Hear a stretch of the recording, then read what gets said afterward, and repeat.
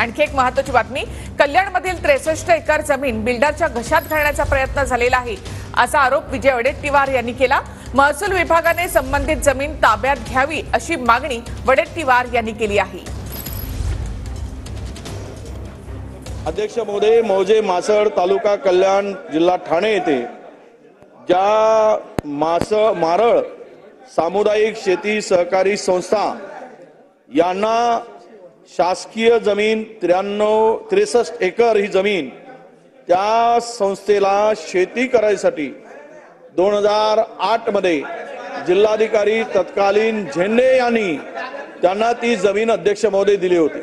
12 दिवसामध्ये करारनामा करून आज या ठिकाणी त्या जमिनीचं व्हॅल्युएशन कमी दाखवून 4.5 कोटीमध्ये फक्त ती जमीन बिल्डराच्या घशात त्या तत्कालीन अधिकाऱ्यांनी घालून 7,000 कोटीचा घोटाळा अध्यक्ष महोदय केला।